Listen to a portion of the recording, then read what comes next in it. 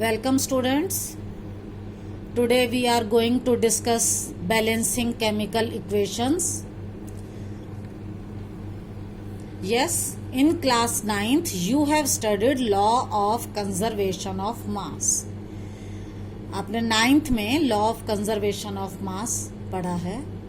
Which states, क्या मतलब है, क्या कहता है ये, that mass can neither be created nor destroyed in a chemical reaction. इसका मतलब है कि केमिकल रिएक्शन के अंदर मास को ना तो हम क्रिएट कर सकते हैं, बना सकते हैं, नॉट डेस्ट्रॉयड, और ना ही हम उसको खत्म कर सकते हैं. मतलब ये है, in other words, in a chemical reaction, जब भी कोई केमिकल रिएक्शन होगी, total mass of the elements present in the reactant, मतलब जैसे ये कोई रिएक्शन है, इस रिएक्शन में लेफ्ट हैंड साइड वाले हैं रिएक्टेंट और राइट हैंड साइड वाले हैं प्रोडक्ट्स. तो हमने रिएक्टेंट्स में जितना मास किसी एलिमेंट का लिया है उतना ही मास रिएक्टेंट में रहेगा, वो चेंज नहीं होगा. मतलब total mass of the elements present in the reactants is equal to the total mass of the elements present in the products. जितना मास रिएक्टेंट्स में था उतना ही मास प्रोडक्ट्स में होगा. इट मीन्स, तो इसका मतलब है, number of atoms of each element remains the same before and after the chemical reaction. Chemical reaction में किसी एलिमेंट के जितने एटम हमने पहले लिए थे, जैसे यहाँ जिंक का हमने एक एटम लिया, हाइड्रोजन के 2 एटम लिए, सल्फर का 1, ऑक्सीजन के 4. तो रिएक्शन के बाद प्रोडक्ट साइड में भी जिंक का 1 है तो 1 ही रहेगा, हाइड्रोजन के 2 हैं तो 2 ही रहेंगे, सल्फर का 1 है तो 1 ही रहेगा, ऑक्सीजन के 4 हैं तो 4 ही रहेंगे. मतलब number of atoms of each element, her element के जो नंबर ऑफ एटम है रिमेन्स द सेम, वो सेम रहेगा. बिफोर रिएक्शन जितना है आफ्टर रिएक्शन भी उतना ही होगा. हाँ, अब हम इसको एक एग्जाम्पल से डिस्कस करते हैं. फॉर एग्जाम्पल, हमने पहले इक्वेशन ली, zinc plus sulphuric acid, it gives zinc sulphate plus hydrogen. अब हम यहां पर देखें, ये एरो है, एरो के लेफ्ट हैंड साइड में होते हैं रिएक्टेंट्स और राइट हैंड साइड पर होते हैं प्रोडक्ट्स. अब हम लेफ्ट हैंड साइड पर देखते हैं एलिमेंट. सबसे पहले जिंक है, लेफ्ट हैंड साइड मतलब रिएक्टेंट में कितने एटम है इसके, 1 एटम है. अगर यहाँ कुछ नहीं लिखा तो इसका मतलब ये 1 है, तो जिंक का एटम 1 है. राइट हैंड साइड पर देखें तो यहाँ भी जिंक के नीचे कुछ नहीं लिखा, तो जिंक के एटम है ये 1. दोनों साइड इक्वल है. Now let's take hydrogen. Hydrogen के एटम है 2. देखो प्रिंटिंग में H2 साथ साथ है, लेकिन जब आप नोटबुक में लिखोगे तो H और 2 को यहाँ नीचे लिखोगे एज अ सबस्क्रिप्ट. हाइड्रोजन के एटम है 2, हाइड्रोजन एटम है 2. अब अगर हम प्रोडक्ट्स में देखें तो हाइड्रोजन के एटम 2 हैं. नेक्स्ट आता है सल्फर. रिएक्टेंट में सल्फर का एटम है 1, क्योंकि इसके नीचे कोई सबस्क्रिप्ट नहीं है तो ये 1. राइट हैंड साइड पर भी सल्फर के नीचे कोई सबस्क्रिप्ट नहीं है तो यहाँ पर भी 1. ऑक्सीजन के 4 एटम हैं, ऑक्सीजन के यहाँ पर भी 4 एटम है. तो यहाँ पर नंबर ऑफ एटम जितनी रिएक्टेंट्स में थी उतनी ही प्रोडक्ट्स में है. जितना मास लेफ्ट हैंड साइड है उतना ही मास राइट हैंड साइड है. तो in this chemical equation the number of atoms of each element are same on both sides of the arrow. So it is a balanced equation. ऐसी equation को हम बोलते हैं बैलेंस्ड इक्वेशन, जिसमें number of atom arrow के both side same हो. Now let's take another example. अब हम एक और एग्जाम्पल लेते हैं. ये है Fe आयरन प्लस H2O, ये होता है वाटर। वाटर की फॉर्म्स के बारे में हम बाद में बात करेंगे। इट गिव्स, इससे प्रोडक्ट बनते हैं Fe3O4 iron oxide plus hydrogen. यहाँ पर रिएक्टेंट हैं Fe एंड H2O और प्रोडक्ट हैं Fe3O4 एंड H2। अब हम इस रिएक्शन में देखते हैं तो element Fe iron, reactant side पर इसके कितने एटम हैं? कुछ भी सबस्क्रिप्ट नहीं है तो ये 1 एटम है। अगर हम राइट हैंड साइड पर देखें तो Fe3, इसका मतलब यहां पर आयरन के कितने एटम हैं? 3। रिएक्टेंट साइड में 1 है और प्रोडक्ट साइड में 3 है। हाइड्रोजन को देखें तो यहाँ लेफ्ट हैंड साइड में या रिएक्टेंट साइड में 2 एटम्स है और प्रोडक्ट साइड में भी 2 एटम्स हैं। फिर ऑक्सीजन को लेते हैं। रिएक्टेंट साइड में ऑक्सीजन का एटम है 1, क्योंकि O के नीचे कोई सबस्क्रिप्ट नहीं लिखा है। इधर हम देखें तो ऑक्सीजन के एटम है 4। अब इस केमिकल रिएक्शन में क्या है? रिएक्टेंट साइड में आयरन 1 है, प्रोडक्ट साइड में 3 है। हाइड्रोजन दोनों साइड 2 है, लेकिन ऑक्सीजन रिएक्टेंट साइड में 1 है और प्रोडक्ट में 4। तो इस इक्वेशन में क्या है? In this chemical equation the number of atoms of each element are not equal. सिर्फ हाइड्रोजन के एटम इक्वल हैं, बाकी एलिमेंट्स के एटम इक्वल नहीं हैं on both sides of the arrow.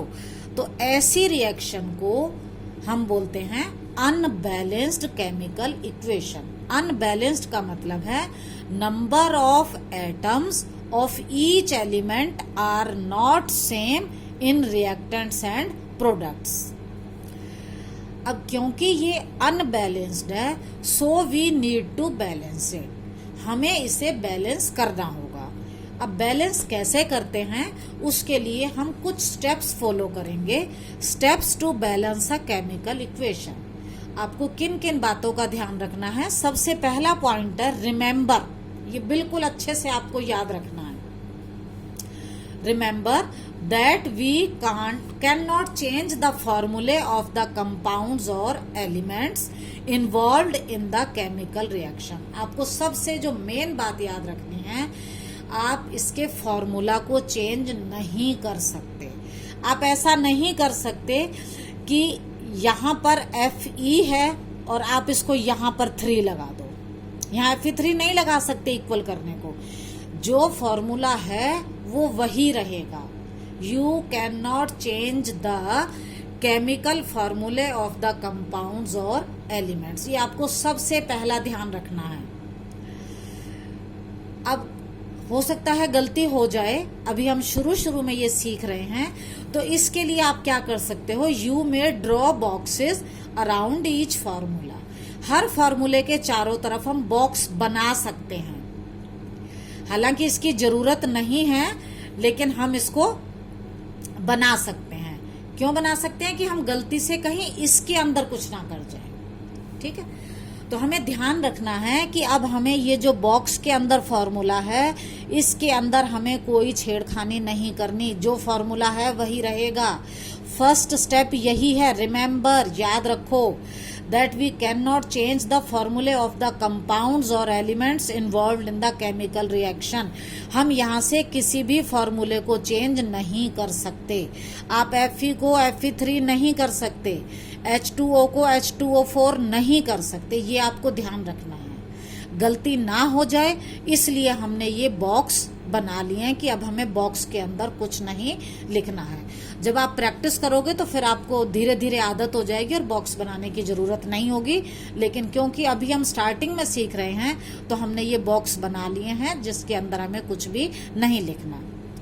Next point है list the number of atoms of each element in reactants as well as in products. अब आपको क्या करना है, हर एटम के कितना नंबर है रिएक्टेंट और प्रोडक्ट में अलग अलग लिखना है। जैसे इस केस में ये आयरन है, रिएक्टेंट साइड में आयरन का 1 एटम है। 1 का मतलब यहां नीचे कुछ लिखा नहीं है।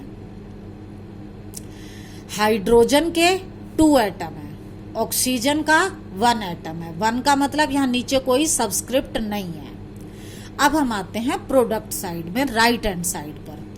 यहां पर आयरन के 3 एटम्स हैं, ऑक्सीजन के 4 एटम है, हाइड्रोजन के 2 एटम है। देखो जब मैंने ये प्रिंटिंग में किया है तो ये Fe के बराबर में 3 आ गया, लेकिन जब आप कॉपी पे लिखोगे तो ये थोड़ा नीचे करके लिखना है as a subscript. Second step हो गया। फर्स्ट स्टेप में हमने क्या किया था, हमने बॉक्स बनाए थे। क्यों बनाए थे? कि हमें केमिकल फॉर्मूले को चेंज नहीं करना।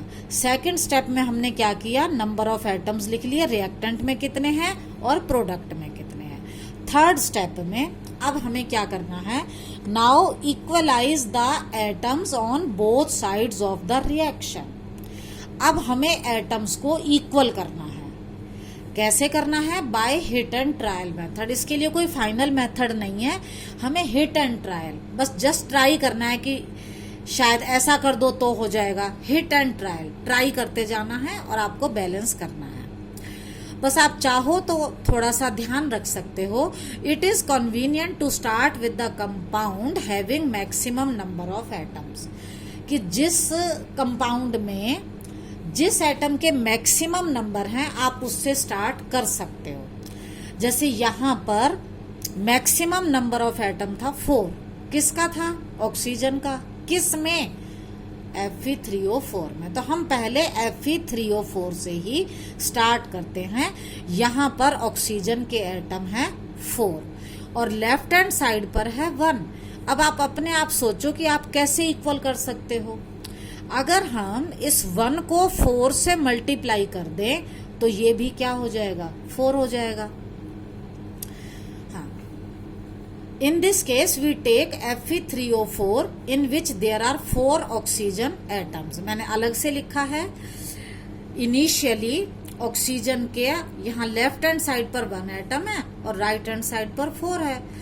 अब हम इसको कैसे इक्वल कर सकते हैं? हम इस 1 एटम को अगर 4 से मल्टीप्लाई कर दें तो 1 4 जा 4, दोनों साइड इक्वल हो जाएंगे। 4 एटम किसके? ऑक्सीजन के। तो अब हम क्या करेंगे, हमें 4 से मल्टीप्लाई कैसे करना है? We will equalise it by putting a coefficient. Coefficient का मतलब है हमें इसके आगे लगाना है। 4 on left hand side before H2O। ये ऑक्सीजन है जिसका 1 एटम था, हम इसके आगे क्या लगा देंगे? 4। तो अब क्या होगा? ऑक्सीजन के एटम हो जाएंगे यहाँ पर 4। समझ आ गया? हमें ये 4 आगे लगाना है, हमने बॉक्स के अंदर कोई छेड़छाड़ नहीं करनी। अब जैसे ही हमने ये 4 लगाया, ऑक्सीजन तो 1 4 जा 4 हो गए, बट हाइड्रोजन भी तो चेंज हो गई, 2 4 जा 8। हमें इसको मल्टीप्लाई करना है ना। ऑक्सीजन का यहाँ 1 था, 1 को 4 से मल्टीप्लाई किया, 4 हो गए, यही करना था। लेकिन जब हमने ये 4 लगाया तो ये तो हाइड्रोजन के आगे भी है, तो हाइड्रोजन के एटम हो गए 2 4 जा 8। अब यहां देखते हैं, इसमें ऑक्सीजन तो हो गया 1 4 जा 4, यहां पर ऑक्सीजन 4 है ही, ठीक है। अब हम देखते हैं हाइड्रोजन। हाइड्रोजन कितनी हो गई? 2 4 जा 8, ठीक है। और इस साइड पर अगर हम हाइड्रोजन देखें तो कितनी है? 2। तो अब हमें क्या करना होगा? ऑक्सीजन तो बैलेंस हो गई 4 4, हाइड्रोजन लेफ्ट हैंड साइड पर 8 है और राइट हैंड साइड पर है 2। तो अब हम क्या कर सकते हैं? अब हमें क्या इक्वल करनी है? हाइड्रोजन। कैसे कर सकते हैं? अगर हम इस 2 को राइट हैंड साइड पर, जो राइट हैंड साइड पर हमारे 2 हाइड्रोजन है, अगर हम इसको 4 से मल्टीप्लाई कर दें तो 2 4 जा 8 8 इक्वल हो जाएगा। So to equalize hydrogen on both sides, we will put coefficient. Coefficient का मतलब जो हम आगे लगाते हैं. 4 on right hand side. अब हम कहाँ लगाएंगे?